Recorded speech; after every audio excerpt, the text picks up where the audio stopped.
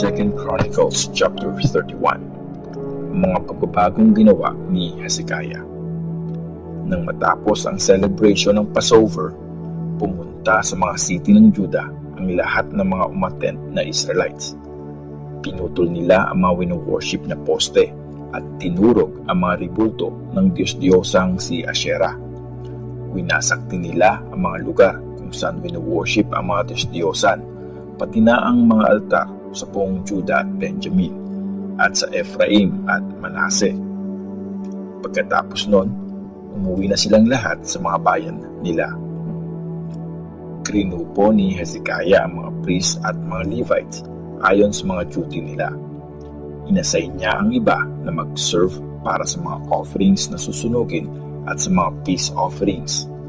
Ang iba naman ay inassign na mag-serve sa temple, at ang iba pa ay para kumanta ng mga pasasalamat at papuri sa Diyos. Nagbigay ang hari mula sa sarili niyang mga alagang hayop para sa mga offerings na susunugin sa umaga at sa gabi, mga offerings na susunugin tuwing Sabbath, New Moon Festival, at sa mga nakatakdang piyesta ayon sa law ni Lord.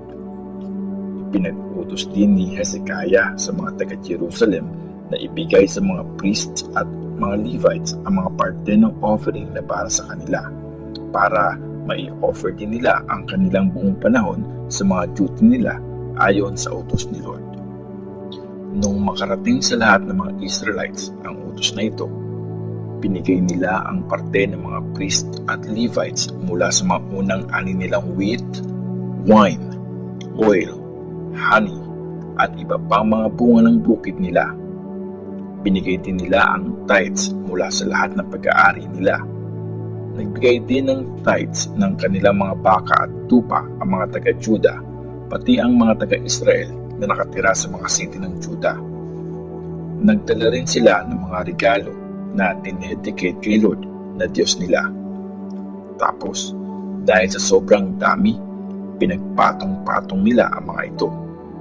Nagsimula silang mag-gather ng mga offerings noong 3rd month at natapos nila ito noong 7th month. Nung makita ni Hezekiah at ng mga leaders niya na sobrang dami ng mga offerings, nag-worship sila kay Lord at nagpasalamat sa mga tao. Tinanong ni Hezekiah ang mga priests at mga Levites tungkol sa mga offerings. Sinagot siya ni Azariah na high priest na galing sa angkan ni Zadok. Mula nung magdala ng mga offerings sa temple ang mga tao, sapat ang mga pagkain namin. Tapos marami pang sobra. Blines kasi ni Lord ang mga tao, kaya maraming sobra. Kaya inutos ni Hezekiah na gumawa ng mga bodega sa temple, at ganun nga ang ginawa nila.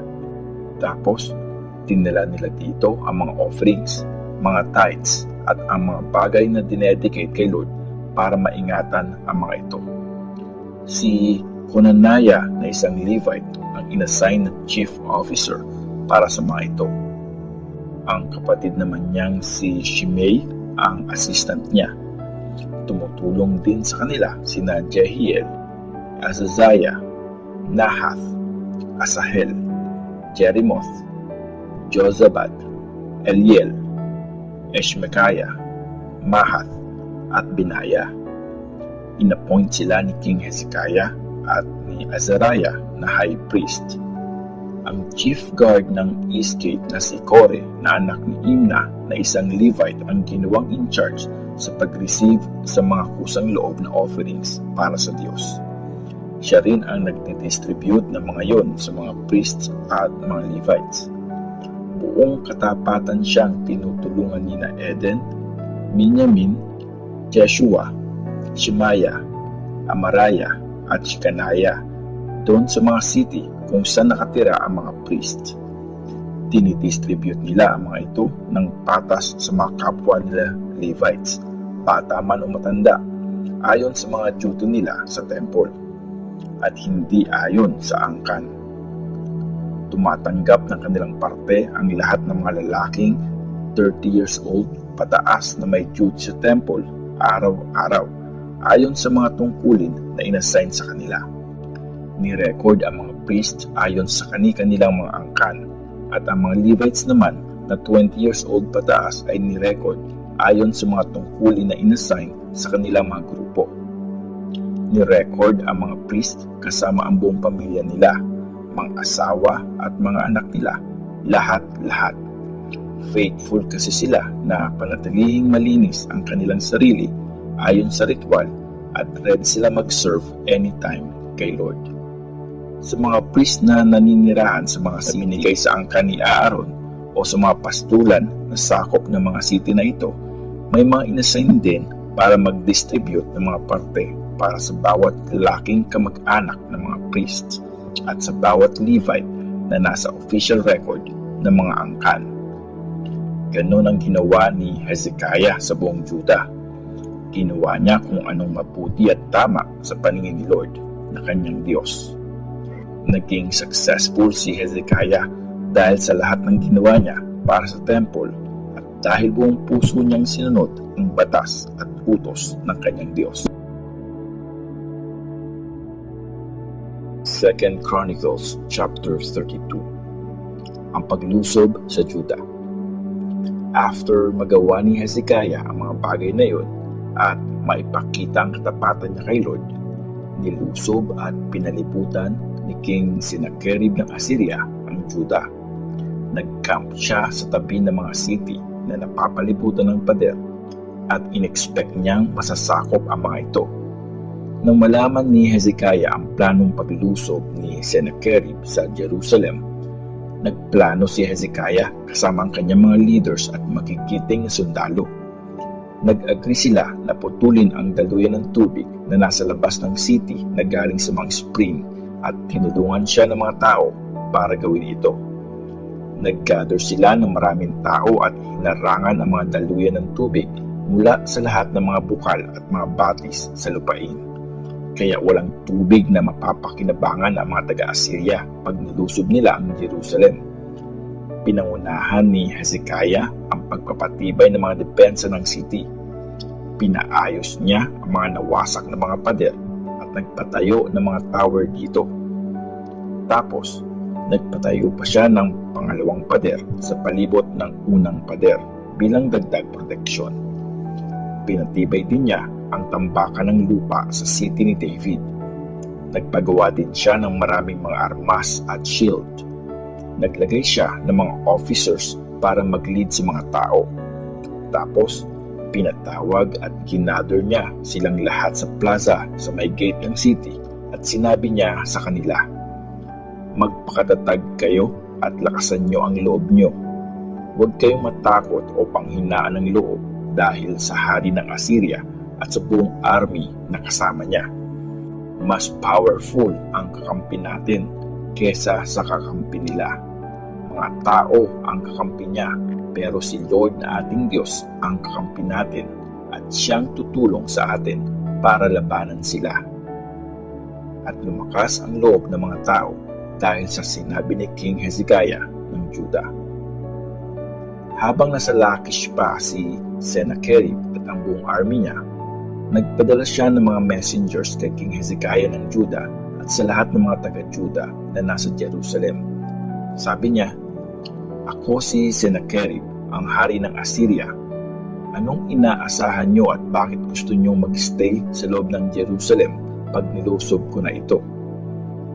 Niloloko lang kayo ni Hezekiah. Pababayaan niya lang kayong mamatay sa gutom at uhaw.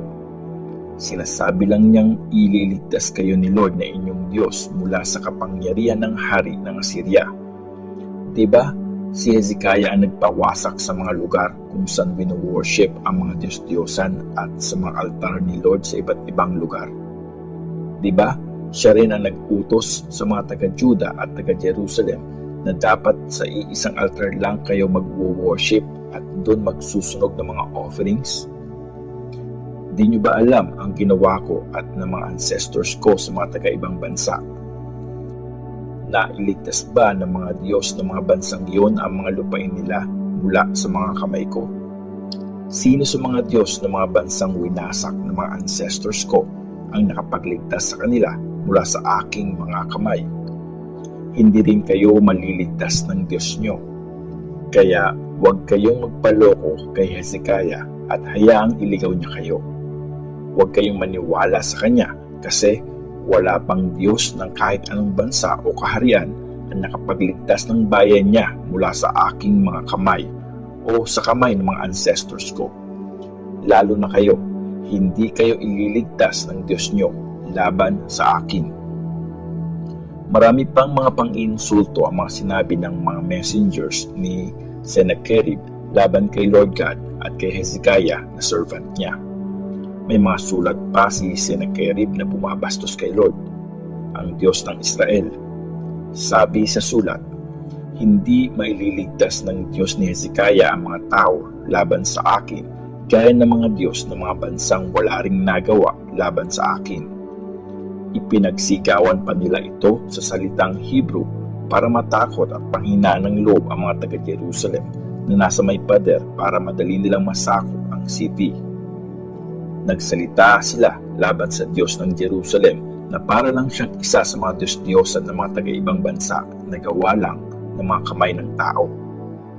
Dahil dito, nag-pray si King Hezekiah at si Prophet Isaiah na anak ni Amos at humingi ng tulong sa Diyos. Kaya nagpadala si Lord ng isang angel at pinatay nito ang mga magigiting sundalo at mga officers ng Assyria. Dahil dito, hiyang-hiya ang hari ng Assyria nang bumalik sa bansa niya. Nang pumasok siya sa temple ng Diyos niya, pinatay siya doon ng sarili niyang mga anak.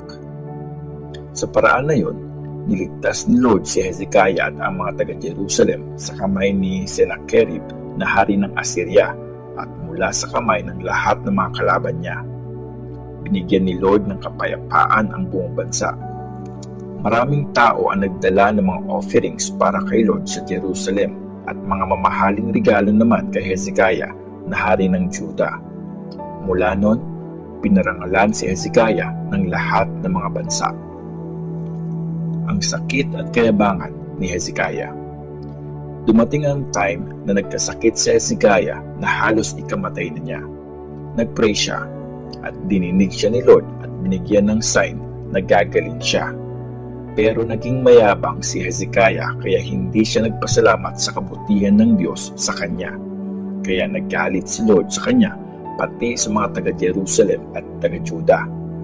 Pero sa bandang huli, nagpakumbaba si Hezekiah pati ang mga taga-Jerusalem kaya hindi sila pinurusahan ni Lord habang nabubuhay pa si Hezekiah. Ang kayamanan at kasikatan ni Hezekiah. Yumaman at sumikat ng sobra si Hezekiah. Nagpagawa siya ng mga bodega para sa kanyang mga silver, gold, mga mamahaling bato, pabango, mga shield, at lahat ng klase ng mga mamahaling kagamitan. Nagpagawa din siya ng mga bodega para sa wheat, wine, at oil, at ng mga kulungan ng mga baka at tupa. Nagpatayo rin siya ng sarili niyang mga city at dumami ang kanyang mga alagang hayop kasi pinayaman siya ng Diyos. Si Hezekiah din ang nagsara ng daluyan ng tubig na nasa taas ng gihon at pinadaloy niya ito pababa sa bandang west ng city ni David. Naging successful si Hezekiah sa lahat ng ginawa niya. Kaya pag may pumupunta sa kanya ng mga ambassadors ng Babylonia para magtanong ng mga nangyayari sa lupain niya, hinahayaan lang siya ng Diyos sa gusto niyang gawin para matest ang character niya. Ang pagtatapos ng paghahari ni Hezekiah. Naka-record sa ang vision ni Prophet Isaiah na anak ni Amos at sa history ng mga hari ng Juda at Israel ang iba pang mga nangyari sa paghahari ni Hezekiah at ang kanyang mabubuting ginawa. Namatay si Hezekiah at nilibing sa pinakamataas na pwesto sa libingan ng mga hari. Pinarangalan siya ng buong Juda at Jerusalem sa pagkamatay niya. Ang anak niyang si Manase ang pumalit sa kanya bilang hari.